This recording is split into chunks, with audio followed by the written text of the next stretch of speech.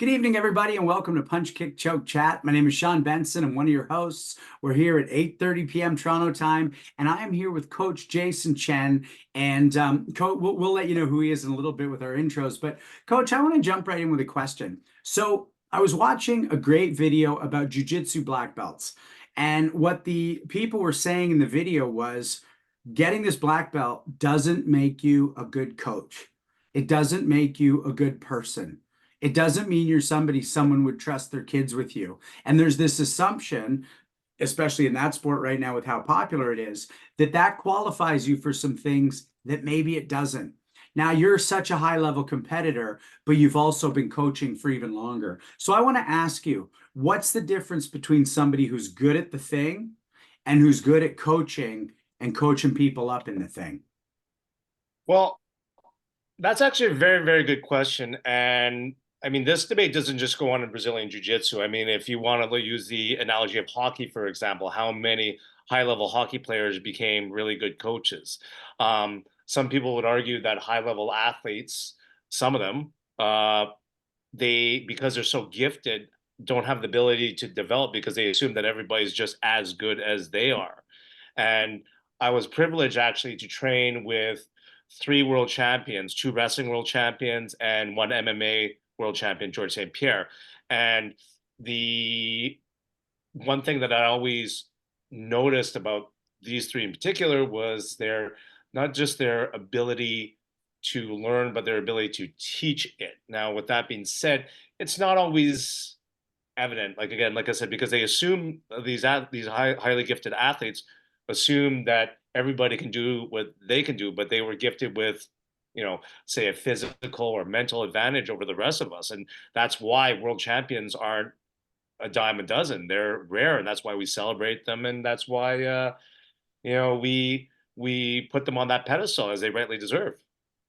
So then what was it in your, I mean, you're a very decorated wrestler, and then what is it that made you be able, like if you're just going by your own experience, let's say, what made you be able to transition and what were the skills that separated teaching, coaching from doing? Well, definitely, I think what helped me out was because while I was a gifted athlete, I don't think I was a natural athlete. So I had to Mm. analyze, I had to break down and put together every single technique and position and whatnot. And I used to just rehearse it and drill it in my head. For some people who basically came about it more naturally, they were able to pick it up a little bit quicker, but I was able, I would say, just to master it better, if you will, as time went on. So again, but that isn't the same approach for everybody. I'd say that each approach is quite different, and each athlete presents a different problem. Like you have different learning types, um, you have different peaks, you have different levels of success. For example, it's like I'm blessed in the sense that I work with the younger athletes, so I work at the developmental side, but I've also get to see them transition to high performance. My assistant coach came out of my high school program. And I always tell the athletes on my high school team that if you want an example of perseverance, you have to look to Coach Amanda because she lost pretty much every single match in her first year and it wasn't even close. And I was this close to telling her at the end of the season, I said, kid, I think you need to find another sport because you never want to see a kid getting roughed up or hurt or whatnot. But I let her persevere, and so far she's had a great career. She made it deep into the Olympic trials this year, and she's won medals at the international level, represented Canada. So I mean, that's it. She just finished a mentorship in women in coaching with me at this point in time, and we just submitted our reports, and she will be a fully certified international coach within the next month or so when all that paperwork goes through. So very proud of her. That's amazing. And I want to come back to talking about safety and coaching and when you Yes. tell someone to back off. But before we go around the horn, I want to ask one more question about coaching versus doing. How Hmm. does one coach somebody who's better than they ever were? And we are definitely going to ask everybody Ah. that. You got somebody who's gifted or talented, and how do you get them to where you never got? Well, I actually use my experiences because I've analyzed my career throughout. Now, with that being said, I was, if you want to go with a ranking, I guess you would say I was probably in the top 6 or 7 in the country, but only number one gets to go to those international level tournaments for Team Canada, per se, the Olympics, the World Championships, Pan American Championships, and so forth. And I realized that a lot of my shortcomings uh, via via the fact that I was probably not as mentally strong in certain situations that because as I could have been. At the beginning, when we look at developmental athletes, a lot of it is physical. But as you get deeper into a sport and you start to master it, you start to realize that more of it becomes, especially in combat sports, I find, is very, very mental at that point because you reach a certain point where most athletes will have the same type of conditioning, the same access to diets, regiments, even certain levels of coaching. And who is it that makes it that much farther? So I'll give you an example. I'm currently working with a young athlete who I find is extremely gifted at this point, and she's had better results at her age than I did. Mm. And I'm still pushing her to get there because I know, again, just by my interactions with my teammates, because again, one of my teammates who won the world championships, we were training partners for the better part of 16 years. So to see somebody that gifted and just to be able to pick his brain and to be able to ask him and to be able to strategize, but at the same time too, there was a age gap in between us. He was 5 years older than I was, so he wasn't just my training partner, he was also my big brother, my hero, my idol. So how would I get somebody past that? It's like I look to my own shortcomings, but I also look to draw upon the experiences as well as the experiences and what I've observed from those teammates that made it to that highest level, Right. Olympic medalists, world champions, and whatnot. So, and I will also say this too: it's trying to get my mind to be like them and coming up short.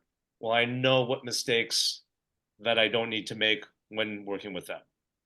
I love that answer. But already we're just 7 minutes in, but I'm too stimulated for how many questions we can go around the horn on. So Fair enough. Sensei Suino, let's start with you.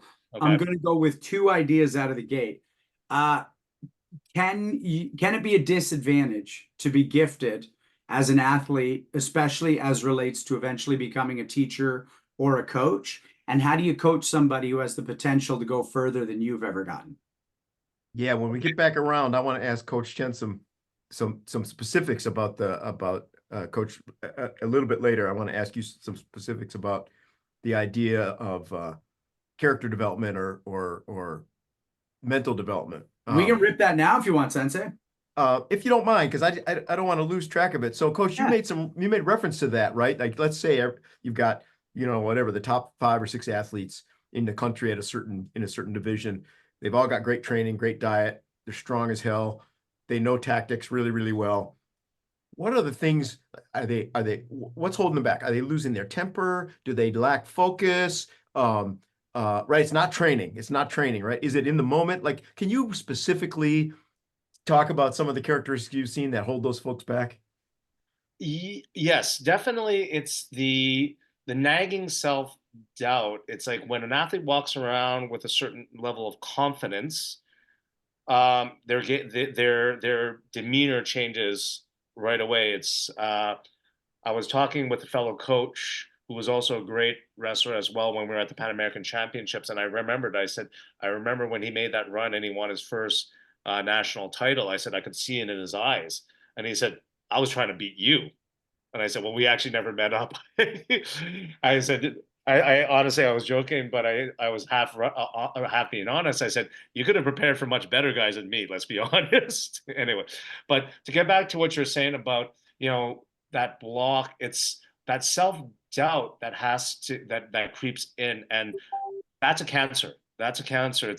But you also have to balance it with realistic expectations. You can't, for lack of a better word, you can't get a donkey to win the Kentucky Derby. You have to have the tools there. You have to have everything in place to be able to do that. But with all that being said, if the athlete doesn't buy in to what's going on, if the athlete doesn't buy in to the philosophy, to the vision, you can't force them to do that. I had a coach who, because we're a very generational type practice. We have the young kids training with the older athletes.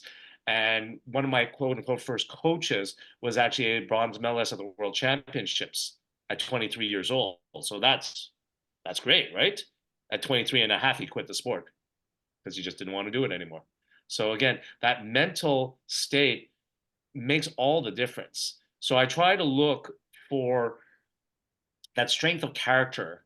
And I hate to say it, that strength of character, unfortunately, and I don't want to, you see it a lot with athletes that maybe did not have the easiest time in their lives, especially at that level. There's something that they need to prove, this burning desire, for whatever reason, either their family life wasn't good or they grew up in a little bit of poverty or whatnot. And that's why I find that when we go to, especially in wrestling, where it's very, even though there's no submissions or no punching or kicking, it's a fight. It's a fight for almost survival at this point. And when we go to those countries like Iran or Turkey or whatnot, where their life is a lot harder than us. I mean, I came back from a tournament in Moldova many years ago, and I was just blown away. I said, how can we as North Americans honestly compete with that mental toughness? It's like, okay, well, the gym is closed or whatever. There's power's out because they don't have a reliable power grid. Well, I'm going to go running for 40 minutes, an hour. It's like not, whereas maybe some of the kids that we have now will like, I'll just go home. I'm like, no, you find an alternative. You look for solutions. And I think you're saying, this is what I've seen, right? Coaching my judo athletes. I think you're saying that long-term character or grit shows up in the microseconds of the fight too, right? Absolutely, absolutely. But here's the ultimate thing, and this is kind of what our philosophy has been with our club team. We are the National Training Center for Canada East. Canada has 3 training centers, one in Ontario, one in British Columbia, and we're for Canada East. Quebec takes all the maritime provinces and whatnot. Now, with that being said, we've always been a huge proponent of not just having our athletes compete, but finishing their degrees, maybe getting multiple degrees. A lot of our athletes go on to do master's degrees. Some of our coaches have PhDs. I have multiple degrees as well. So, I mean, we hope that this experience, that split second of, that mental fortitude that shows up in a fight, in a match, will help them throughout their life and just help them to be good people, good human beings, really. So it's inside out and outside in kind of when Oh, they build that absolutely. confidence. Absolutely. Yeah. Yeah. We had an athlete who was very despondent after the 2012 Olympics. He didn't know if he wanted to quit or try for another Olympics or whatnot.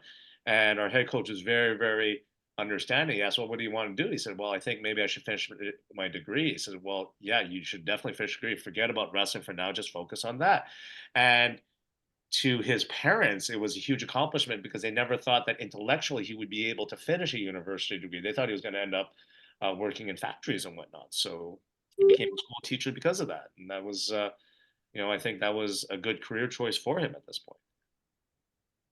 Love it. Thanks for going down that rabbit hole with me. Sean, I'm sorry No, I didn't want to you know derail what? that. You wanted to go around the horn with the rest of us. And We're going to come back to going around the horn on that one because, again, something so important just came up about people who have had maybe a discomfort and therefore they have a fire. Now, I'll start with you, Coach, but then we will go around the horn on this and maybe we loop back on the other one. We'll see. I mean, we're just here to chat. But, Coach, is there a point at which you have to turn that fire from a negative place into something positive or healthy? And is there a danger of doing it too soon? Because I have a student, like she will take the blood off her knuckles from a place of pure, I need to forget I exist. We all know what that feels like, I'm sure, on some level. And you're like, okay, now you know you can do that, but you can't live there. That can't be the place from which you train.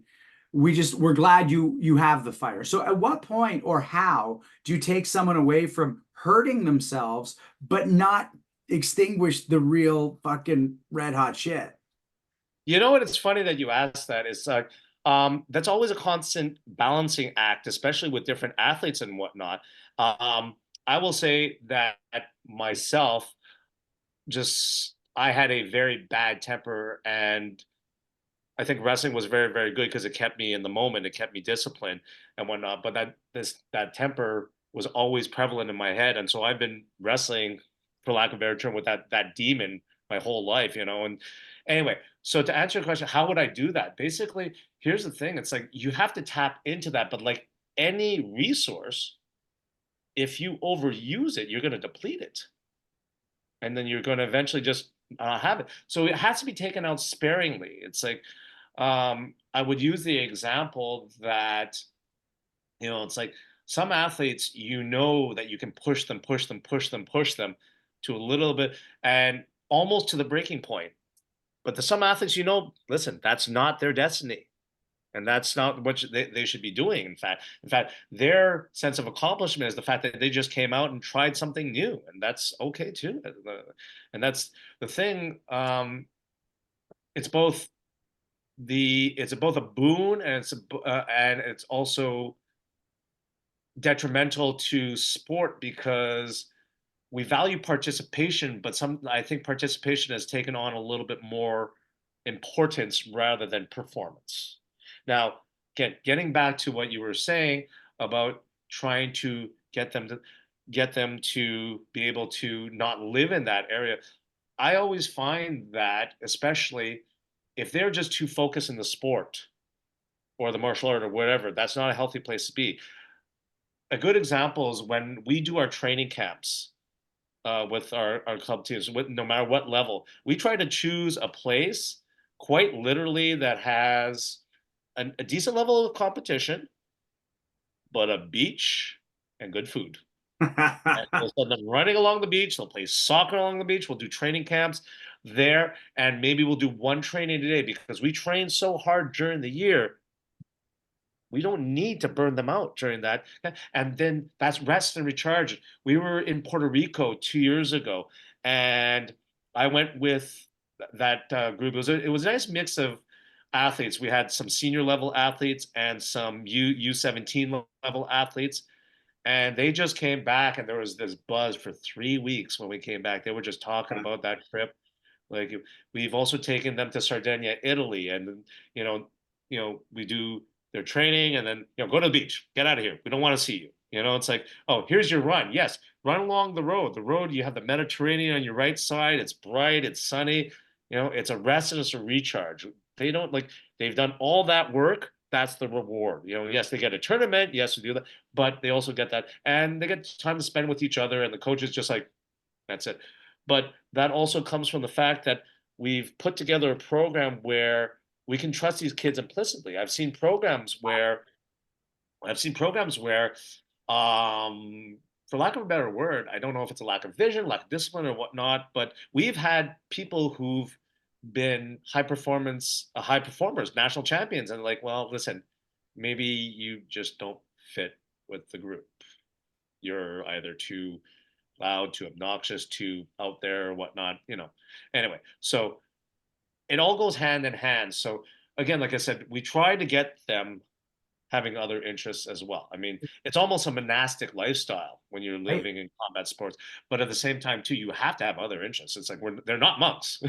They're not monks, but it is a monastic lifestyle, better or well, Hanshi Legacy, let me go to you with this. I mean, we know that there's literal men in the lineage of our style who were tied up by their fathers and poked with sticks. So they got a fire that maybe wasn't healthy, but then we benefit from it 150 years later. So what do you think, Hanshi Legacy, is the right amount of encourage a fire, even if it's coming from an unhealthy place, versus flipping it to something that's sustainable for the long term? I don't think I can answer that. I just I was never a good coach. I just taught karate and stuff like that. I think you have to be able to motivate people in that. So I'm just gonna pass on this. Okay, thanks, Hanshi. What about you, Sensei Suino? Where do you go with the fire versus the balance over time? The fire to win. You have it. You've had it. How do you balance it? Yeah, I don't. It's funny you say that. I've had folks with me for a long, long time who I've seen them grow up and go through, a maturity process. I don't think I have a recipe for it. I just believe in longevity. I just believe, I'm in the martial arts world, and so competition is not the first and foremost, right? I believe in lifetime training. People should come to the dojo, start judo or iaido or karate, and they should do it forever. That's just my opinion. Along the way, they should do some tournaments. If they show promise and they have the drive, then yeah, they should try to, and we've made some national champions, so certainly we can do it. But I don't have a recipe for the fire. I think what I provide is a role model of somebody that's been doing it a really long time, that has a lot of patience, that's always there to support them calmly over the long term. And most of the folks will eventually mellow out and become lifetime martial artists if they've been champions or not. And the people that have so much fire that they can't be contained in our environment, they go on somewhere else. Right. And I don't know that's a virtue or not. It's just not us, right? It's like we're not primarily focused on winning championships or tournaments. And so sometimes that drive is part and parcel of a personality characteristic. And I love what Coach said. Sometimes they just don't fit at JMAC because we're supportive, we're a family, we're a tribe, right? And so you might have championship genetics or championship drive, but if you don't fit in with the group, and it's a big tent, don't get me wrong, right? It's a big tent. We have people from all ages and all walks of life, but you have to be able to thrive as part of that. So I'm not really answering your question because I don't have a formula. I'm very competitive, but I've mellowed, right? I learned to be patient, and here I am, having started martial arts in 1968, still going, no plans to quit. I hope to do it for another 56 years. And so that drive has turned into longevity. Thanks. How's that for a really long-winded non-answer? No, I'm loving this chat. And before we go to Sensei Dauphin, I want to chip in just a little, which is, I had an unconscious, unhealthy drive in my young life. And then when I found a way to live healthily, I didn't win less trophies. I just enjoyed my life more and my training more. So in my experience, the drive's important if it's part of you, but eventually part of the surrender is going, I'll be fine and I'll still actually be competitive on the other side of it. Sensei Dauphin, what's your experience with fire, how to maintain it, how to make it healthy? And I do know that you have a very specific thought on one of the earlier questions, which is, gifted versus training hard. And if you do want to touch on that, feel free, for both an athlete or yourself. Okay, well, my mind is going all over the place right now with all these questions. I'm just a simple guy, so trying to keep up with all this is a bit challenging sometimes. When people come to a karate dojo, most of them aren't coming because they want to be international champions. They want to become good fighters. They want to be able to defend themselves. Now, I'm lucky I have people, maybe it's because I competed, but I only actually have one student who's competed on an international level. That would be Sydney Dauphin, is the only one who's ever, of my students that competed. Well, I guess the other guys competed. Sorry, she's the only one who medaled. I guess as a teacher, I'm just vigilant of who's coming in and where their drive is and what they can do, right? And those people usually self-identify. And if they don't, because they have some confidence, it's usually some barrier in their personality, not their physical ability. And it's usually self-doubt, as Coach Chen was saying. They're just nervous, they're afraid. It usually boils down to two things. If they're nervous and afraid, they don't want to get hurt. That's a very natural thing for people to not want to get hurt. You can tell them, look, there's always going to be a chance there, but I'm going to help. I'm going to be with you. I'm going to train you up to help you not get hurt. But the other one is usually ego driven. They don't want to get embarrassed. Nobody wants to walk out on the mat and lose 8-0 in the first 30 seconds of a match and have them just stop and the other person wins. So they self-identify, and I think that's the whole psyche of where you start telling them there's so much for you to learn from losing if you have the right mentality. And there's, you're the person who wins, as Coach Chen said, got a bronze medal and quit. Maybe if he lost a couple more times, there'd be a little more drive to get that thing that they're looking for, right? What was the other question, Sean? Sorry. The natural athlete, right? Yeah. So when you say that, I always think of two people. I think of Jade Percival and DJ Zoke. I always said about DJ, he could roundhouse kick you in the side of the head and back fist you before you would even blink from the roundhouse kick hitting you. That guy went on, he's a doctor, he's a medical doctor now. He had to find his challenge in another place. Mm. His challenge wasn't there. I think that's why they become world champions. The rare ones are the ones who have the physical ability and still, like the GSPs, who will still like train and train and train and train. And they have the ability. But I think that boils down to they almost love the training more than they do. The competing is like just that, like that cherry on the top, but they would have made the cake and they iced it, and because they just love the training. They like being in the gym. They like sweating. They like the camaraderie. They like working out. They like seeing their own progress. And that's where they go to test themselves. Thanks. That's Yeah, that's really awesome. Ladies and gentlemen, if you're watching on YouTube and you're asynchronous with us, hit that subscribe, hit that like. We're so happy you're here. If you're listening to the podcast while you're driving or baking or cooking or doing your thing, we're so happy you're listening. And definitely you want to eventually watch a video and see how handsome we all are. But if you're here in real time on the Zoom, you have the special ability to be a part of this living history, because at the bottom we have the chat button. So you get to jump in with your questions for Coach Chen or for any of us in and around the topic that is being discussed. We want to keep the show focused around our guest, but we're really happy you're here and that you can ping those questions. Dreedy's our host tonight, and she put up the red button now, so you can see that at the bottom of your screen.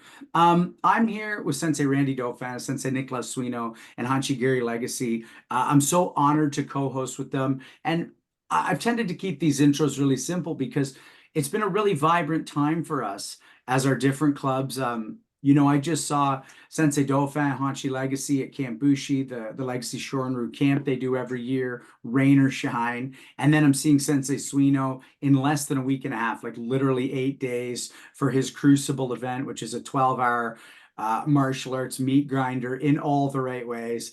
And the reason my intros get a little shorter for them is because we're seeing each other more and more. And I just want to say it's such a beautiful thing to have teachers who are training more than I am, and I'm constantly trying to keep up in their wake. I think that's the way it should be. And I appreciate the responsibility that they take to maintain that vanguard. So thank you for that, senseis. I apologize to Sensei Chen or to Coach Chen. It is an absolute honor to have Randy Dauphin, Sensei Dauphin, introduce you. He does the most thorough, detailed intros. And I'm afraid, Coach Chen, you're stuck with me tonight because of the Wi-Fi situation for that. But believe me, we're going to jump in and chat really deeply after. I just want to say that our coach comes to us from Montreal, and he started wrestling in CJEP, which, if you don't know, is effectively later in high school. He became an all-Canadian silver medalist in 2000, competed for Concordia. He has over 20 years experience at the national and international levels as a coach, over 16 as a competitor, and he works as a level 3 wrestling instructor out of the Montreal Wrestling Club, and also is a stalwart teacher over at Gamma, which is the Gelinas Academy of Mixed Martial Arts. And currently he's a teacher at the Royal West Academy. So he's passing on all the juice he gets as a guy who understands the depth of this kind of life to somebody who might not even know he's a wrestling coach, but just benefit from his wisdom, his knowledge, and obviously his presence. So I want to throw it right to you, Coach. So what was it like for you growing up, and what brought you into your first club? It's funny that you mentioned that, because I actually started off as a gymnast, and then when my gymnastics club closed down, I started focusing a little bit more on swimming. However, I'm actually quite short, so my future in that sport was probably not going to be very long. And my cousin, who was actually out of living in Florida at the time, was wrestling folk style. It's a different, just for some people who don't know, it's like the international styles are women's wrestling, freestyle, and Greco-Roman, but the United States wrestles their own specific style called folk style. So he was wrestling folk style, and I was about to enter high school at that time, and he was telling me, "Oh, you should try some sports." So I was looking for a swim team, but they didn't have a swim team, but they had a wrestling team, and I thought to myself, well, my cousin who had been wrestling had suggested it. I just walked into the room and pretty much was hooked from there on in. I mean, My high school coach at the time was associated with the Montreal Wrestling Club, National Training Center, and eventually he brought me into there, and I started competing provincially, nationally, and then eventually internationally, and it just snowballed from there at that point. I mean, I did other sports. I mean, I played a little bit of volleyball in high school. I played a little bit of house league soccer, but I mean, wrestling was the one that stuck, and uh,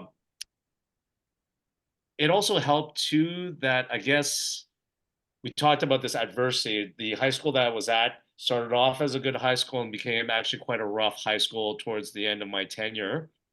And the ability to wrestle allowed me to defend myself when needed. I'm not a person who would provoke a fight. That's not my style. I just really wanted to be left alone, and that was to have that ability to defend myself and to be left alone was a boon in my opinion. I So got let into 2 months, and that was it. Nobody wanted anything else as for that, which I'm okay with that. I mean, I know many of us can relate. But let's talk about, because so many of our guests, and I've been a half guest, so to speak, on the show, have that like day one.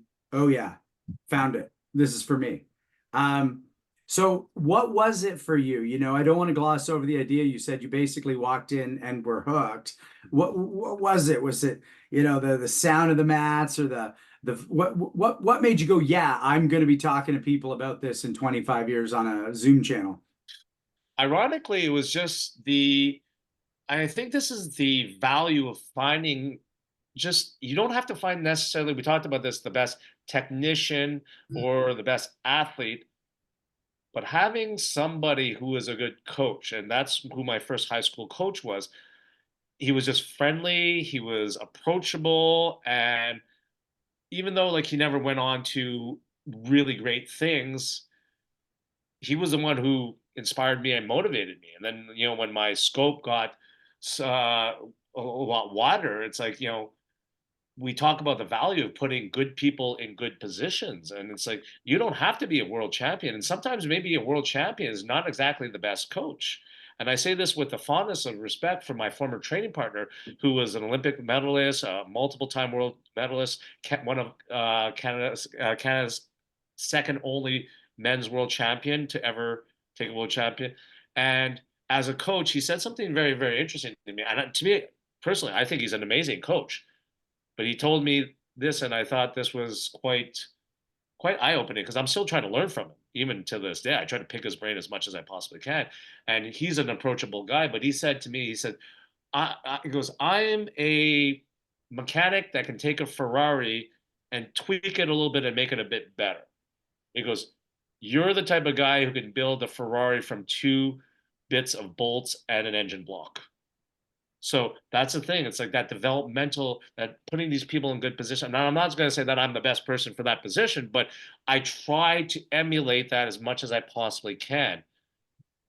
And I will always say I'm not perfect, and as I go on longer, I'll sometimes I'll say I have a little bit less patience than I used to when I was a lot younger. But I mean, I try to be as patient as I possibly can. I try to realize that, what, it's like, I'm not trying to find my next national champion. I'm not trying to find my first world champion. I'm just trying to find kids and put them on the mat, and maybe they'll progress, like my assistant coach, for example, to, great things.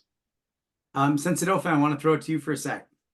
Yeah, Coach Chen, I think we're actually coming a little bit full circle from the first question. And it sounds to me, I started thinking thoughts as you were talking about sense of legacy and sense of Suino teaching me, and I thought about my first football coach.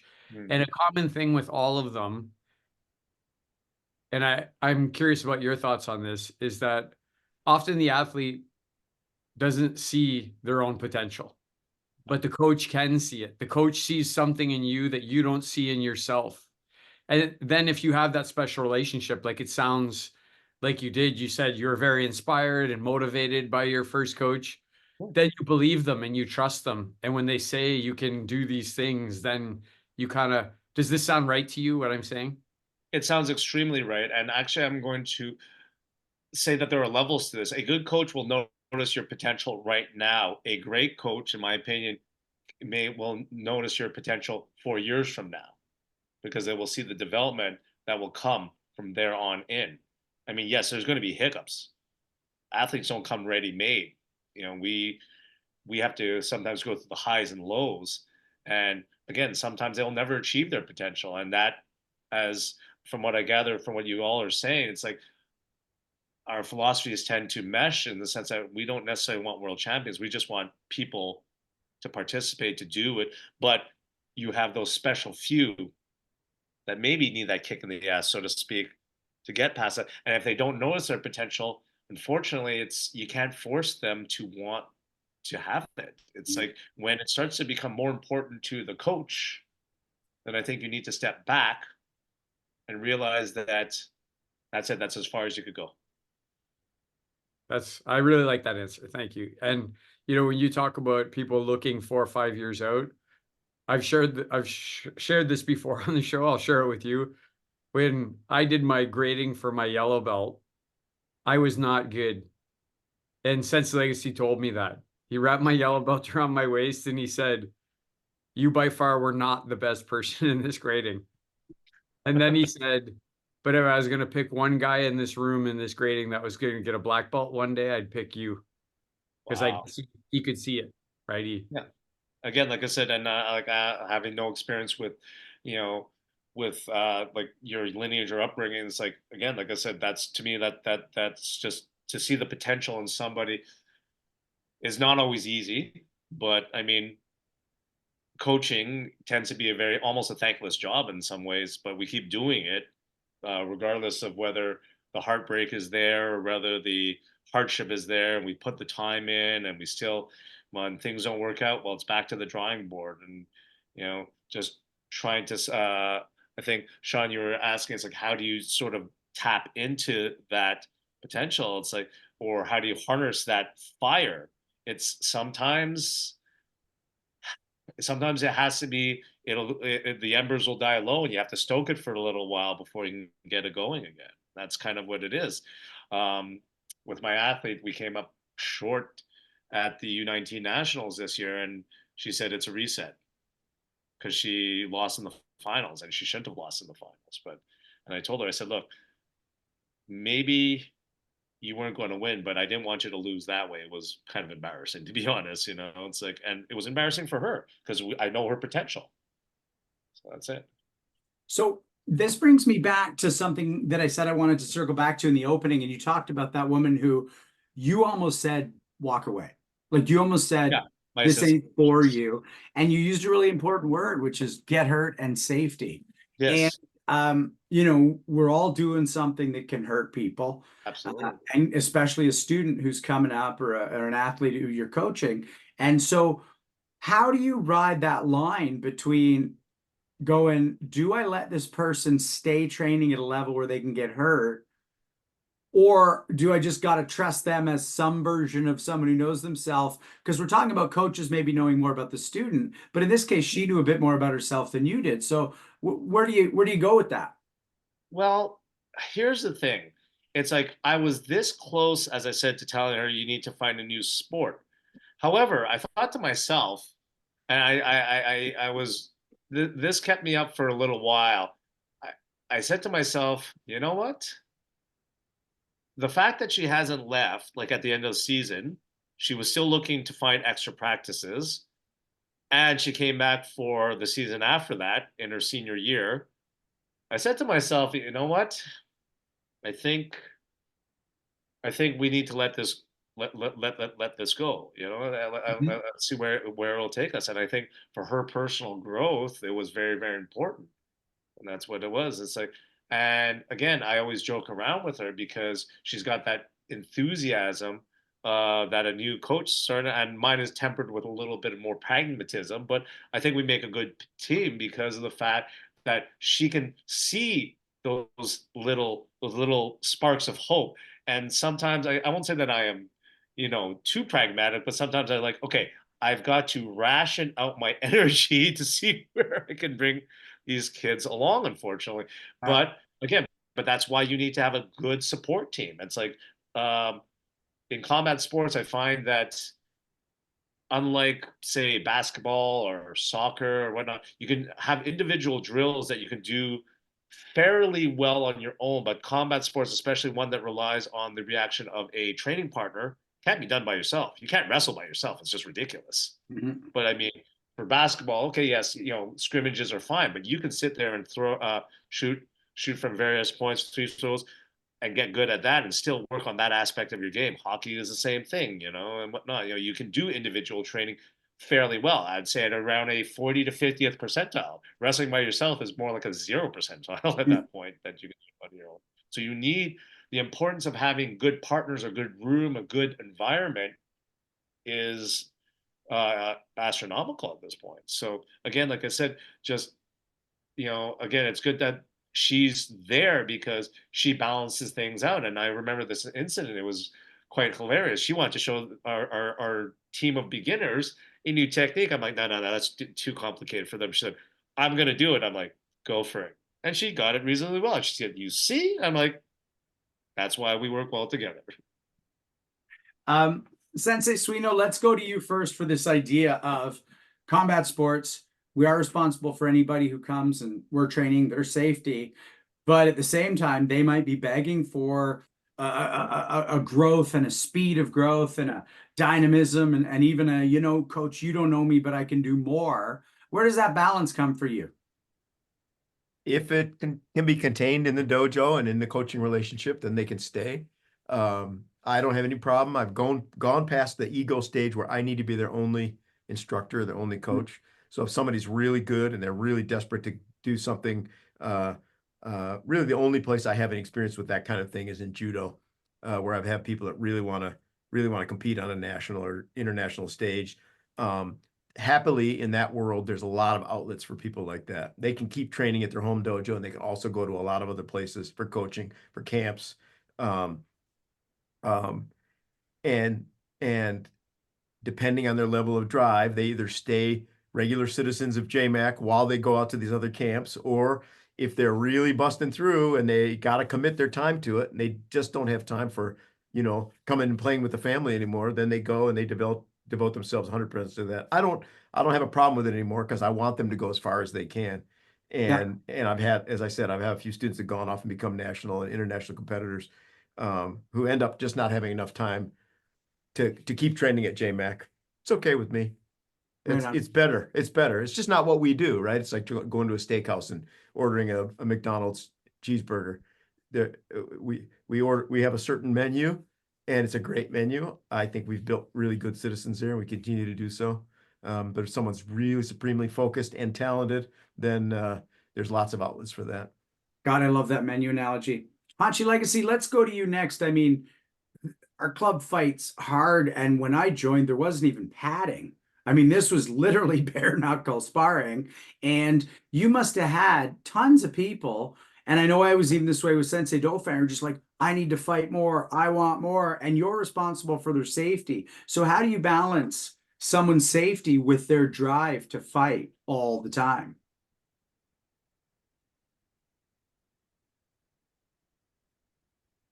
I have a hard time answering because I don't know how to explain that. You just don't. You try to do things that are not dangerous. It's got a lot to do with the cooperation of the martial artists or the athletes that are doing it. You just understand that there's a certain amount of danger to it. Nobody wants it to happen to them, so they should take charge of themselves and take care of not hurting the other athlete. There's a time where you have to hurt them, but you don't want to injure them. I have a hard time explaining that. I went to Randy on three different championships, and I don't call myself his coach. I just don't know what that is personally. So again, I have to pass. I'm just a martial arts teacher. And I don't understand that. I don't think I like there is a talent to it. I'm not saying there isn't. I'm just saying I don't know what that is. Like to go out and take somebody who doesn't want to be an Olympian? But you need a coach for that to get your best potential.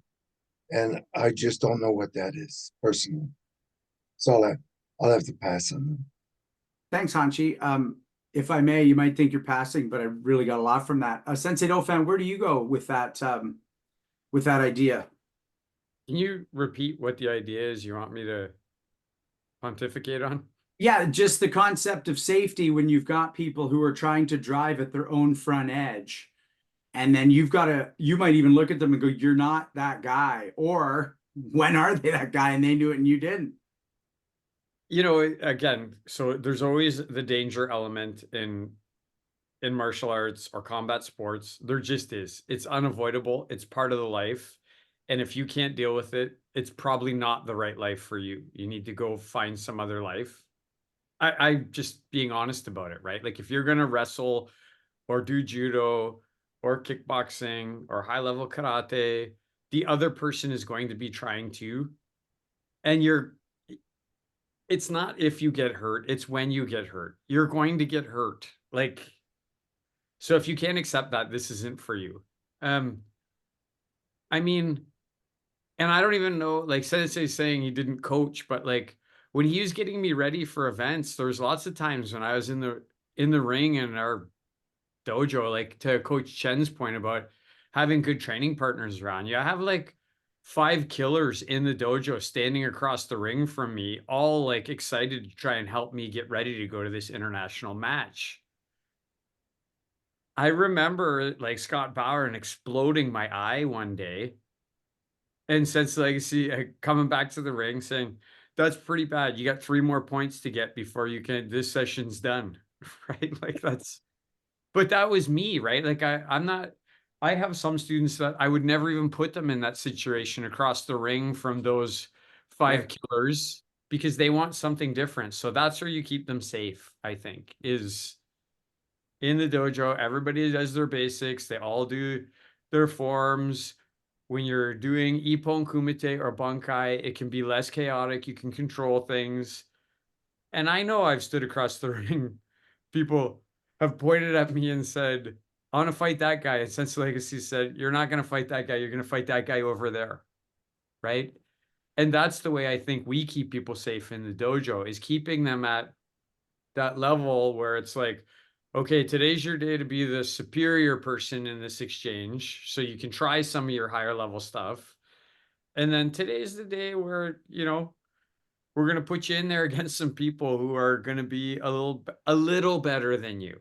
Not like, I mean, I haven't fought in a black belt grading, Sean, in 15 years because Sense Legacy is like, they got nothing to learn from you. You're just going to smash them and they're going to not feel like black belts by the time they're done their test. So I think it's who you get them to train with, I think, is a key component of that. Thanks so much, Sensei. Coach, I want to come back to you, and we are going to get back to your sort of linear history, but talk about freestyle versus Greco-Roman. My favorite wrestler of all time pivoted into the MMA. He's one of my goats, Randy Couture. Oh, yeah. And I know that his Greco-Roman really suited his sort of stand-up dirty boxing into a takedown game. What do you think are the pros and cons? And for people who aren't as familiar, what are the key differences between a Greco-Roman and a freestyle? Okay, well, actually, it's funny that like that's actually the common misconception, because if you want to go by what is classical, if you will, everybody thinks that wrestling is just Greco-Roman wrestling, but in reality, especially here in Canada, we're starting to phase a little bit more away from Greco, and the reason why is because as an Olympic sport, they tend to want to try to have equal representation amongst the men and women. There are no women who practice Greco-Roman. Now, with that being said, I will tell you the difference between the two. All right. First things first, as far as the men's go, the weight categories are different. So that's number one. Number two, the pointing is slightly different as well. I mean, the criteria is still the same, but the pointing is and the way the matches. And number three, in Greco-Roman, it's literally all upper body. It's focused on throws. As you said, Randy Couture with his dirty boxing was able to use his upper body to get in with his Greco-Roman. In freestyle, you can use your legs. You can grab the legs, you can throw with the legs and whatnot. So to use actually Sensei Suino, it's like in judo, when judo was allowing fireman carries and whatnot, that was kind of like more what freestyle wrestling. Now it's a little bit more like Greco. Yes, you can still use your legs, but it's more throwing. They've gone back to more of a throwing system. So Greco is kind of like that. So the difference between Greco is all upper body, no contact with the legs, with your legs or their legs. Whereas freestyle, you can grab their legs and use your legs to take them down. Now, again, like I said, freestyle and in women's wrestling, they use the freestyle rules. So the pointing is the same. So that's it. And anyways, and so what was the second part of the question? So you want to know the Oh, difference? I was just saying what you think are the pros and cons. Like, Okay, well, the pros and cons. Here's the thing: it all depends on the size of the athlete. So we go. You went back with Randy Couture. Randy Couture was fighting light heavyweight and heavyweight. As a light heavyweight and a heavyweight in wrestling, you do not want to be attacking the legs, especially getting trapped on your knees with somebody who's much heavier than you defending. Your shoulders are not going to feel very good after that. And I can attest to that by the fact that when I was competing at 65 kilos or 147 or 145 pounds or whatever 65 kilos equates to. I'm not 100% sure. And because my training partner was just so good at going to the knees because he was so fast, he was a weight category below me. I went to my knees. Of course, I'm going to emulate my training partner, who's world medalist and Olympic medalist and whatnot.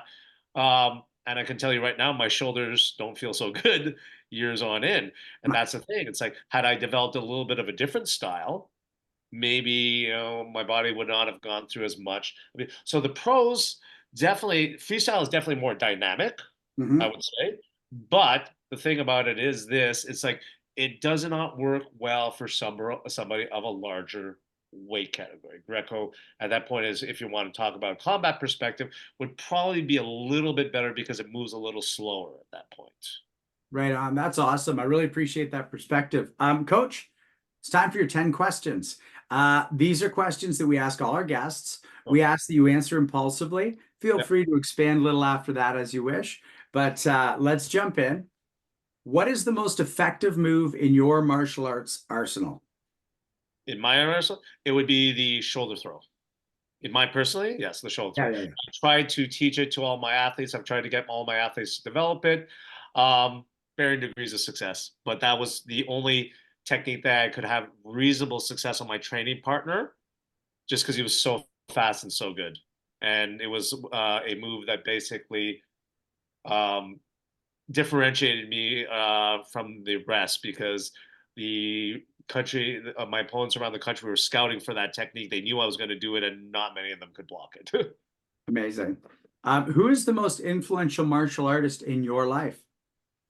In my life, it would have to be, honestly, if we're going just purely by a wrestling perspective, I would definitely say that it would be my coach, because he was a multiple time. He was a Soviet national champion.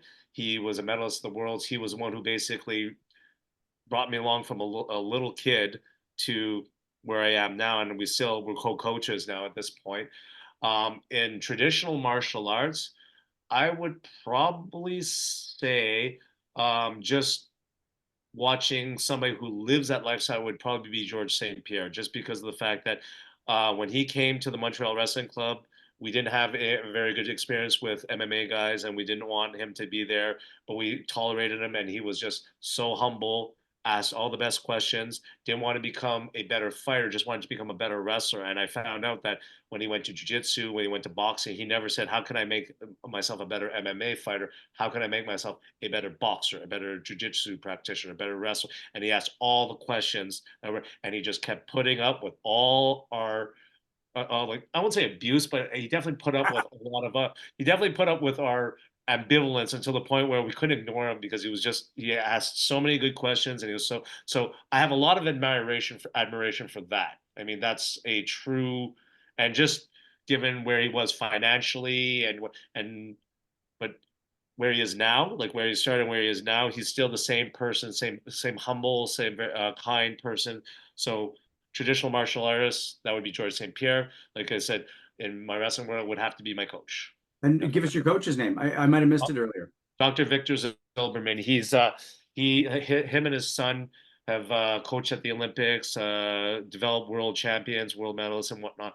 And like I said, but he was like a second father to me. I was blessed to have two fathers, my own father and Victor. And Victor was very understanding. I lost my father a year and a half ago, and he was there for me. So again, like I said, it was I can't say enough good things about him. Sorry about the loss of your father. And well, happens, you know.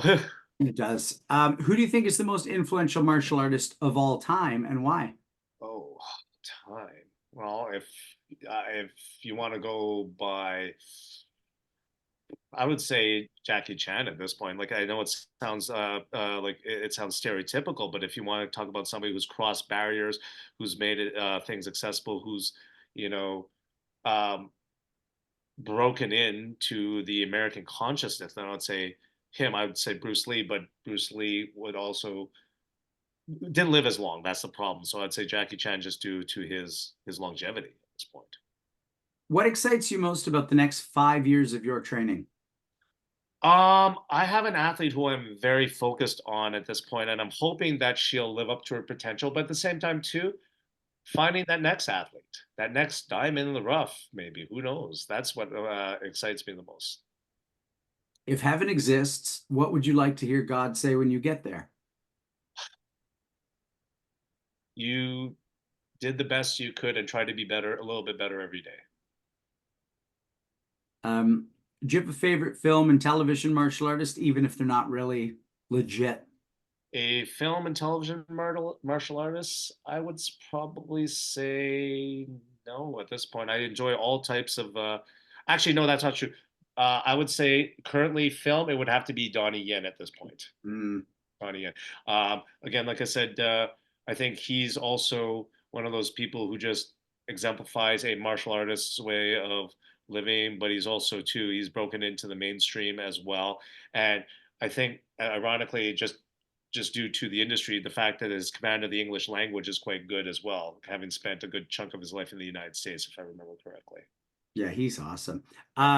Do you have a martial artist, living or dead, in all recorded history you'd like to train with the most? I would honestly like to, as I would like to train just where I'm at this point. If we're talking about wrestling, I would love to train with Arsen Fedzayev. He was only beaten twice in his wrestling career. He won 7 world titles. He's still alive at this point. But I mean, he was just back in the 80s and 90s when he was wrestling. We didn't have access to internet or whatnot, so you only got little bits and pieces and these grainy little video cassettes that would come our way, and just just to have that dominance. And he wasn't the most athletic looking, he wasn't even the most intimidating, but he just found ways to win, and I thought that was just incredible. So it would be Arsen Fedzayev for sure. Right on. Wrestling doesn't exist. BJJ doesn't exist. What martial art do you want to train and why? I would honestly go with either judo or taekwondo, just because of the fact that I think I've always been sort of a grappler at heart, but judo, just because here in Quebec, judo reigns supreme at this point. It's like Right. most of the best Canadian judokas come out of Quebec. So I think that would probably be there. And taekwondo, just because of the fact that it's very artistic. It's as far as I know, there's not a lot of practical, like the MMA fighters say that there's only a few techniques that can translate fairly well into MMA, but I would say taekwondo or judo for sure. Right on. And our last two questions come as a pair. What is your greatest achievement and what is your greatest regret? Wow. Okay. My greatest achievement would definitely be winning and keep in mind the competition wasn't that high, but when you're young, you think I won the Sambo World Championships when I was 15-year-old as a U17. Now, when you're young, you think you're going to win so many more world championships, and that was the first and only time that the Canadian anthem was ever played as I was standing on the podium. I've had better accomplishments than that, but that was the one as a young man that sticks out to me. My biggest regret, my biggest regret was my last year of varsity competition. I didn't it seriously. I was mentally burned out. I was too concerned with school, and I didn't put as much training as I should have. I didn't cut the weight to make my appropriate weight. And a tournament that I was predicted to win, I ended up placing seventh. Okay. And I went out with a whimper. And I don't think I could have done it any differently, because mentally I think I was a little bit burned out at that point. I had recovered from a really bad injury the year before. But I think that maybe I should have given myself the chance to at least try, rather than just try to make my life as easy as I possibly could. And that would be my biggest regret for sure. Right on. Thanks for those 10 questions. Do we have our homework correct? You are a purple belt in BJJ? Yeah, that was just more of a fluke rather than anything, really. Honestly, it was I just tried it out under the under Brazilian top team, Mhm. started by Professor Fabio Holanda, who was a student of Murilo Bustamante, who I actually met. I didn't know who he was at the time. I didn't realize how accomplished he was as a BJJ practitioner, as well as a UFC middleweight champion. I didn't know. I just, oh, pleased to meet you and whatnot. And I just decided on a lark to try it because the BJJ class was always before my wrestling class, and I'm like at Gamma. I'm like, well, let's just try this out. And they said that, my sensei Fabio said to me, because I also coached him at a couple of wrestling tournaments. He also said to me, in wrestling, you might be a black belt if there was black belts in wrestling. He said, but you're still a white belt. I said, absolutely, sensei. I'm not going to argue with that. It's like but in retrospect, maybe it probably wasn't a good idea to put me with the other white belts. So they gave me my blue belt pretty much right away after that. And then I stopped for a little while. And then when Brazilian top team moved locations, Carlson Gracie Jr. came in to fill that gap. And I had the privilege actually of meeting Sensei Carlson Gracie Jr. And he took one look at me as I was rolling, and he says, Jason, you are a wrestler. And I said, yes, Sensei. How'd you know? He goes, I was junior Greco-Roman champion in Brazil and third in freestyle. He goes, I love wrestlers. And I'm like, I love you, Sensei. That's awesome. Well, Sensei Yeah. Suito got his blue belt in about 8 seconds from Hoist Gracie with his Oh, wow. with his judo There you experience. go. Yeah. It's wrestlers, we like I always tell people, as far as Brazilian Jiu-Jitsu goes, don't ask me to teach technique. I am the worst technician because I did not practice it. I got my purple belt just based on my wrestling ability, the ability to control the other purple belts in the class, ability to go toe to toe with the brown belts, and the black belts always used to like to roll with me because they said, "Well, this is somebody who's atypical to what we have in the rest of the room." So part of the reason I brought that up Yeah. was just to make sure our audience knows your skills and your ranks, but also I'm not trying to be provocative. Do you ever hate how fucking popular BJJ is when more than double the amount of UFC champs came from wrestling? Like everybody's BJJ this, BJJ that, and wrestlers are so dominant in the UFC going back to the early days. Does that ever bother you? No, and I will tell you why. Because I've been thinking about this for many, many years. The problem with wrestlers is that we're grinders. We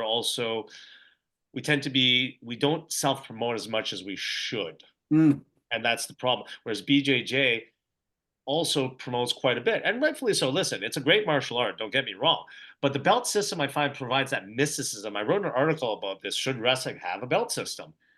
And I said to myself that the problem is, I think we're just too far along to be able to implement this criteria. Whereas traditional martial arts have this huge lineage. Wrestling has existed since the dawn of time, basically.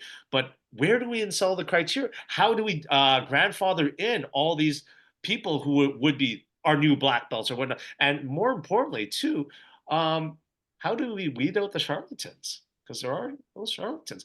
I Actually, you said that I was a level 3 coach during pandemic. Just because I literally had nothing to do, I completed my master's in coaching. So, now I'm one of the highest certified coaches in the country. Not that it really matters, because they don't look at those criteria. I did it more for myself, and I literally had nothing to do during pandemic.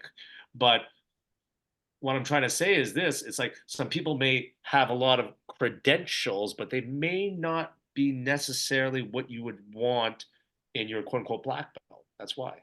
And I put myself there at that point. I will say that, yes, I am paper a master level coach. However, in practicality, I'm always constantly asking questions, always trying to get a little bit better, always trying to talk to people. That's why I value the input of my assistant coach, even though she was my student. She was a student at my school. She was also my athlete. She's still my athlete. I'm still coaching her now, but she's also my assistant coach. So I Mhm. value her input based on that. Right on. I actually just threw, I believe everyone will be able to see it into the chat, Oh, yeah. your blog. Yes, yeah. And I read a number of your articles today, and they're fantastic. Thank And you. I just recommend everybody goes and checks that out. There's just so many, it's just a wide ranging set of topics.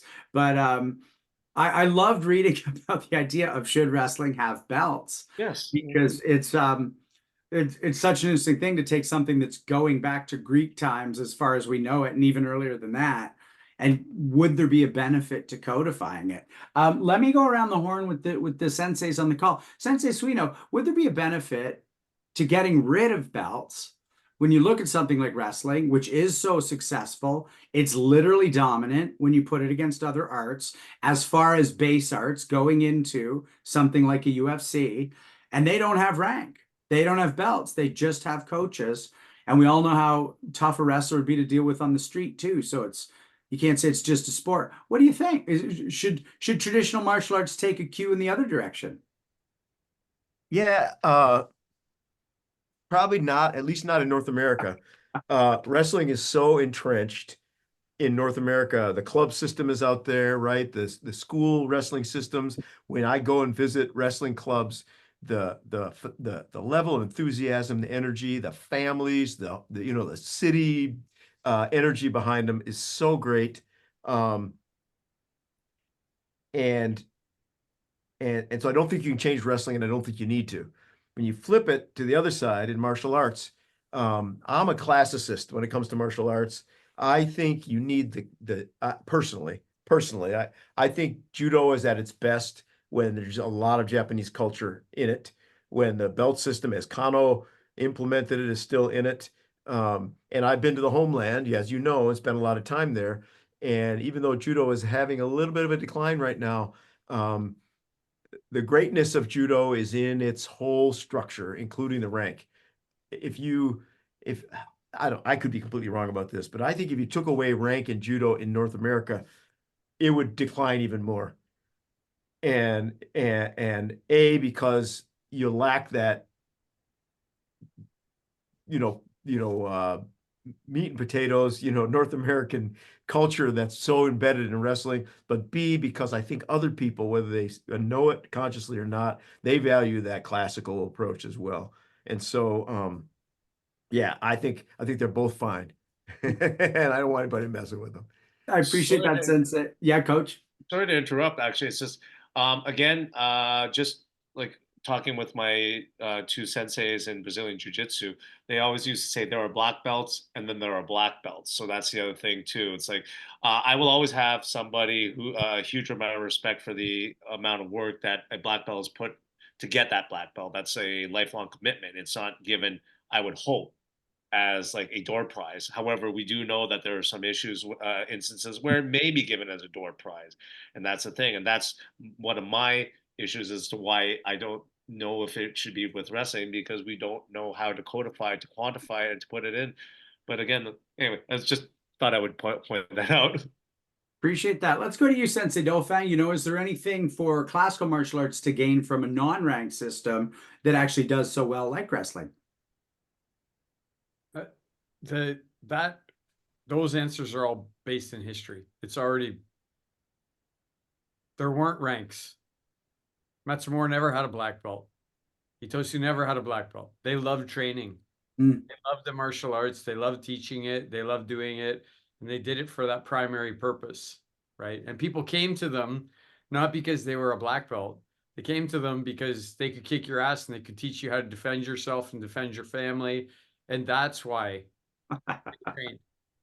Having said that, the reality is in judo, Japanese culture, it's a teaching aid. That's why it was started. It was because people like Kano and Funakoshi stood in front of these huge classes, which is not traditional. Like that was not the traditional way to teach. A big dojo in Okinawa had like 7 people in it. And now they're standing there in a gymnasium with 300 students. They had to have a way to remember, like, okay, these people know this stuff, these people know this stuff, these need. So what's the value today? What would be the value for Coach Chen in wrestling? There could be a value. I could see a value in it. He's already demonstrated the value. He's a level 3 master's level coach. He went and got those certifications. Right. My ranks are certifications by my teachers of my ability. They should be real. They should be real. If somebody comes up to me and says, "Oh, you're a 4th Dan in Iaido under Nicholas Suino," that should mean, like, you are that level under that teacher, that person. There are black belts and there are black belts. You're a 7th degree black belt under Gary Legacy, who's taught thousands of people, like, and there's only 6 or 7 of us who have reached that rank. Okay, well, that should mean something about me when somebody comes in and I say that. That's like me saying, I'm a level 3 coach with a master's degree that I went and did. That's what the rank should be, in my Thanks. opinion. Really appreciate that. Hanshi Legacy, where do you go with the idea? Could classical martial arts benefit from a less classical system when you look at something like wrestling that might arguably be older and doesn't have one? Well, maybe, maybe Randy started off in it a little bit. It's like one upon a coach, he went to Japan and had all these students. Like he said, he didn't know how to keep track of them. So Jigoro Kano had a belt system and he borrowed it from them. I mean, you have to keep the art alive. You have to somehow keep things catching up with the future. The question I'd like to ask is, do you get a black belt in judo for winning a tournament, or do you have to do a certain amount of time and learn a certain amount of things? Can you win a black belt by winning a tournament? Not really. Most associations require time and rank, certain curriculum mastery, and some tournament victories as well. Yeah. So it's just a different way of keeping track of who is on a large level. So it'd be nice to see, like, you're the guys that are in it. I'm not in it, but for somebody who doesn't know and wants to collect cards on people, for instance, to know who they are. It's just, this is Gary Legacy, he's a coach. You know what I mean? So, and this is Randy Dauphin as a coach, and this is Sean Benson as a coach. Well, who's the better coach? Where are they at? I don't know. I'm just saying maybe. Thanks, Hanshi. Coach, let's come back to you. When I said Couture is one of my goats, he's not my goat. My goat is GSP. So I do just want to ask you, and I don't want to waste too much of your time on our show, but having worked with him, at what point was he in that career when he came in? What was he looking for? Without betraying any of his secrets, of course. And you've already talked about how humble he was, but what do you think set him so far above the other athletes in that organization? Okay, honestly, just the way his mind worked and his discipline. I remember when he came in, he was a 20 or 21-year-old kid at that point, and I was a bit older than him, and I was much smaller than him, but I used to throw him around quite a bit because he had no idea how to control his body in that sport. But then just one day, he hit a double leg, and I hit the perfect defense. By no means should he have been able to finish it, but he just wrapped his arms and just pulled me in. So he also had a physical asset as well. He was insanely strong. I also had the privilege of rolling with him a couple of times in no-gi jiu-jitsu. I never rolled with him in gi, but his physical assets were just unbelievable. Like I said, I only had seen that type of skill with my other training partner, who again was an Olympic medalist and a world champion.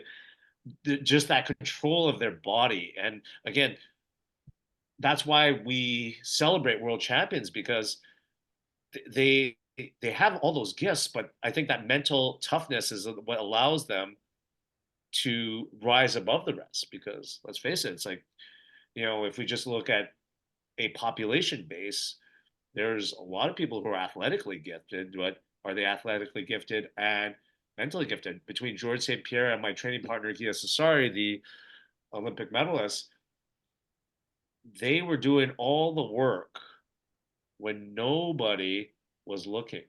They didn't need the Mm. accolades. They did it on their own. And George was the same way. And I remember being made quite aware of this was when George was coming to a practice, and I looked at his car and I said, George, it was rusty, it was beaten up. And I said, George, is your car good, man? Is it going to make it? He said, yeah, no problem. And he opens up the trunk, grabs a bag, and I noticed that there was 4 other bags, all packed and ready to go. Because he couldn't afford the gas to go back to take the long trek home, he would sleep in gyms, clean their toilets. I think he wrote this in his autobiography. Mop their mats, mop their floors, do their cleaning, just so he wouldn't have to drive back. And that humility, that toughness, that just a willingness to learn, the questions that he asked were just phenomenal. And so again, like I said, not many people have that ability to ask those questions to be able to get the answers that they're looking for. So let's bring this back to you now. You've mentioned this about him, but let's help anyone listening. You talk about the types of questions he asks. Now, I know these are specific, but for somebody who's younger or really wants to be like, wait, am I a good student? How am I? How should I be approaching this? What was the nature of the questions that made you go, oh, this guy ain't just got a nice six-pack. He's got a mind that's going to push him through. What should someone be thinking about when they're approaching other coaches or other clubs or other styles or just training? Well, here's the thing. I find just a lot, especially working with the younger athletes, they just, and this is a generational thing. They want things immediately, and they don't understand that, to master that skill, sorry, you're going to have to do it 10,000 times. It's like, then they say, well, why won't this work? Why won't this work? To me, that's just argumentative. When they go one step beyond and said, Coach, you told me this doesn't work, but what if I did this and this? I'm like, and depending on how they've laced the question together, I'm like, wait, you're actually thinking 2 to 3 steps ahead. And in combat sports, especially with wrestling, I find it's like a bit of a chess match. You can't just go blindly in. You have to make sure that you are thinking 2, maybe 3 moves ahead at this point. And like good chess players, not all of them can think that way. But sometimes when that one athlete asks that question, I'm like, oh, wow, that was a good question. And I always make sure to tell them, I said, that was a good question. Continue to ask, please. It's interesting. I work in entertainment, and the fundamental aspect of comedy is yes and. If someone runs in and goes, the house is on fire, and you go, no, it isn't, you've just killed the potential for anything. But if someone says it's on fire and you go, yeah, and it sounds like you're describing almost that type of mindset where you say this won't work and they go, okay, yes. And if I try it like this, is that possible? So it seems like it's an expansive, not a diminished way of thinking about things. Well, here's the funny thing. You have to tread that fine line. You want them to be able to follow the system, the fundamentals. As Sensei Suino said, he's a classicist. We are classicists. So we are heavily technically based at our club. And a lot of the athletes that we recruit from around the country always say that, wow, you guys are just so technical, because we are very meticulous in how we do this. But at the same time, too, you have to tread that fine line with, yes, you have to be a good technician, a good fundamental. You have to listen to instructions, but you also have to be a bit of an independent thinker. And those athletes that can skirt that line very well and just develop their own style, their own ability to express themselves while having solid fundamentals or excellent fundamentals, those are the gifted athletes. Really appreciate that. Let me go to you for this one, Hanshi Legacy. This idea of the creative athlete, you always say you'll take a smart martial artist. What does smart mean to you? Like when you say someone who's smart, that doesn't just mean physics. Like, what does that mean to be a smart martial artist for you, Hanshi Legacy? I guess exactly what Jason was saying is that he thinks like a chess player as opposed to a checkers player. Just not just fighting. There's still room for fighting like a checker player, if the occasion calls for that, like standing there, and if the person is not aware to move directly in. But a lot of times you have to go down the road 2 or 3 or 4 or 5 techniques to get the person where you want them or where they think they are. So that's the only way I can relate to that, because I don't know very much about judo or any of the grappling arts. So I don't want to put my foot in my mouth. So I'll pass on that again. Thanks, Hachi. Sensei Dauphin, what about you? Where do you go with that? It depends on the level, right? Like I think for me, like somebody who's in the first 5 years of their journey, if they're asking too many questions, if the question should be about more how do I do this? How do I do this? That's what I like as an instructor in the beginning. But then of course you have to break out of that mindset. I like when other students like you yourself, Sean, start asking me, well, why? And what about this? And then again, the final thing I'll say on that is, where are the questions being asked? Is it appropriate for the questions? Are you in the appropriate place? Is the appropriate time for these? Like I have a life of martial arts privilege. I have access. I'm sitting in my teacher's house right now. As soon as we're off this call, if I have some question, I'll be able to run upstairs and have a dialogue with him about it. That wouldn't not be appropriate in the middle of a class to start asking questions that require, right? That's the time for technique and training. So that's where I take it. Thanks, Sensei. Sensei Suino, what does it mean to be a smart player to you? Yeah. Somebody who asks those questions about tactics, but also somebody who asks those questions about their trajectory in the martial arts, right? And about strategy and philosophy, right? My favorite people in YM-YWHA are the 5 or 7 people that don't just say, oh, can you help me with this technique, or can you help me with this counter, or this combination? But they also say, what was it like 3 years ago? What do you see for me in a year? How should I be thinking about this in a broader sense? That's really interesting stuff. And the philosophers at YM-YWHA are the best fighters too. And maybe we're just gifted that way, but probably because we're lifetime martial artists, right? We're not trying to gear up to an Olympics in 3 years or 5 years. These are people that are in this thing for 15, 20, 30 years. And so I think if they're constantly in that place where they're thinking, how does this relate to my trajectory in martial arts overall? How do I learn this technique? By grinding away like that up here, they learn to sort of predict the future. And that's what we're talking about with chess, right? Thinking a few moves ahead.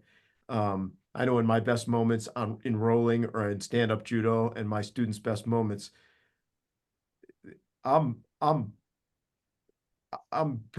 making moves, predicting what they're going to do, 7 moves from now. Not because I'm sitting here, thinking about it. It's just, you practice it long enough and you have this intuition about how things roll out. And so I love a smart martial artist. And so if that smart martial artist is willing to put the work in, or gifted physically, right, to put those 2 things together, there's nobody better. And as I said, out of the 200 folks that I am lucky enough to teach, there's a handful of them that are like that, and they're incredible. Love that. This is a little specific, but I love when my students question the contradictions, because I welcome what you'd call a challenge that way. Again, when Sensei Dauphin said appropriately during question period, whatever. But the more I do this, the more I find there aren't really any contradictions. They just see them as such at that point in their training. And that means there's a wonderful confluence of, I've been working this hard and this hard, and to let them see there's a way where those aren't contradictory. And I think that's a bit of what you're saying, Coach, about just riding that line between the arts, but where you're only training the art at that time. and then your brain becomes the one that blends them. Coach, before we go around the horn and then give you the last word, we're going to talk a little bit about our time with you, and then you're going to basically wrap up and say goodnight, and then we'll thank our host. Is there any button you want to put on this conversation? Well, I'm just happy that I was able to get some different perspectives, because I'm always of the mind that you can learn something from anybody at this point. And I think just as martial artists and as a coach and as an athlete, you should be a lifelong learner, so to speak. The minute somebody tells me they're an expert or they're a master in their subject or their topic, I'm like, I think you've just pretty much pigeonholed yourself to the fact that you will never learn anything new ever again. So hearing your perspectives from all this is just, it's gotten me to think and analyze the way I do things in a certain way as well too. And again, like, I will be perfectly honest, it's like just being so immersed in the world of wrestling, I don't really talk with other martial artists per se. It's like I'm just focused. I'm reading a lot of books, but I do try to diversify my my learning base. So I read books from some of the top soccer coaches, and it's like I've read Wayne Gretzky's biography, just to see what went into the mind of somebody who's just so gifted at that point. And obviously, you could never replicate his brain, but he did say something interesting that his father had said, where don't go to where the puck is, go where the puck will be. And I'm like, wow, that was just so simplistic. But for a young man, when he was growing up, that probably shaped everything he did. So again, I just appreciate the fact that you were very generous to share your knowledge with me, and that's it. Yeah. Well, I think you could tell we all have massive respect for the wrestling world, and I'd say the pleasure goes in both directions. Ladies and gentlemen, I want to say thanks to Robert Schlumsky, Justin Shea, Andre Sedashev, Alden Adair, Jesse Vitaw, Sidney Dauphin, Josh Kitchens, Christian Landolt, Daniel J. Holland, Dridi Guliani, who's with us tonight, and Stavros Taroulias. They run the behind the scenes. They let you know what episodes are coming out. They make sure this is all running. We don't have a show without them. We're so grateful. So now we're going to go around the horn and just say a little something about our time together. Hanshin Legacy, what do you want to say about our time with Coach Chen? Well, Coach Chen, it was good to hear your views as a coach, because I myself have never heard, like an Olympic coach or a coach in judo's views, and I have never delved into that very much, and your views and your experience from me were really appreciated. So thank you for coming on to our show, and hopefully we can cross paths sometimes. Well, thank you for having me. I appreciate it. Thanks, Hanshi. What about you, Sensei Sweeto? Hey, Coach, it was nothing about this conversation I didn't like. It was just a big melting pot of wrestling, of judo, of BJJ. We talked about GSP and Jackie Chan, and this was a blast. I hope we run into each other and have another conversation like this, or even maybe set foot on the mats together. It'd be amazing. Yeah, I'd love that. That would be amazing. Thank you. Thanks, Sensei Sweeto. Sensei Dauphin? Yeah, I didn't do a great intro for you, Coach Chen, which I apologize for. I did write a lot of notes because I always do that. I like to read them later and think about things that stuck out to me. You became a coach. I like that thought that, you said you weren't a natural athlete, so you had to work really hard and you had to analyze things. And that analyzation of things was one of the things that helped you pivot to being a coach. I like that thinking, because sometimes I talk to Srinath Sensei about these cockamamie things rolling around in my head, and sometimes it's not good, but sometimes it's good. So I can relate to that. I liked when you talked about the development of a younger athlete being primarily physical, and then as they transition and they get more skilled, it's really that mental strength that takes them that final yard over the finish line. I agree with that. You also said you can't get a donkey to win the Kentucky Derby. I like that too. We've all, I'm sure, had our share of donkey students and athletes that we were trying to work with. I really like that idea where you said, it's funny, when I never thought about it, but when you said about training camps and the competitions being in a nice place where you've already done all the work, and that's all the international competitions I did. It was the same thing. And I didn't appreciate it really until you were talking about it. And then I was like, yeah, it was really nice to go like fight and train for 2, 3 days and then have like 4 or 5 days after to lay by the pool and eat some good food and do some Sightseeing, stuff. Yeah. immerse yourself in the culture. Yeah, for sure, absolutely. Um, you said that you were hooked the first day you walked into the wrestling mat and talked about how much your coach inspired you. I really like that. That resonates with me a lot. I have a lot of those same feelings. Your best technique is a shoulder throw. Uh, Dr. Victor was your most influential person in your life. I like that you said you didn't want GSP in your. It's so funny to hear somebody say that. We don't want that guy here, right? Like, if you could have only known then what you know now, right? Well, you know what? We kept him around, and he still keeps coming. He still keeps training. And again, like I said, even though he's not fighting anymore, he still asks pertinent questions.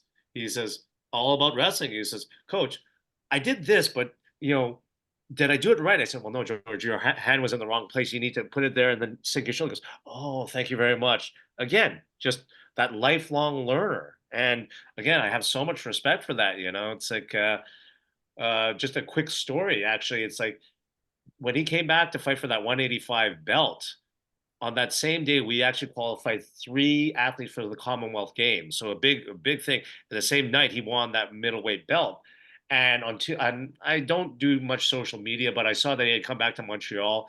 And on Tuesday's practice, I was sitting there and I see him peeking around the door. And I'm like, "Oh, George, hey." And I see this thing in his hand. And I say, "Oh, it's the belt. I thought he wanted to come and take pictures with it." He goes, "No." I goes, "I'm here to give it to you guys."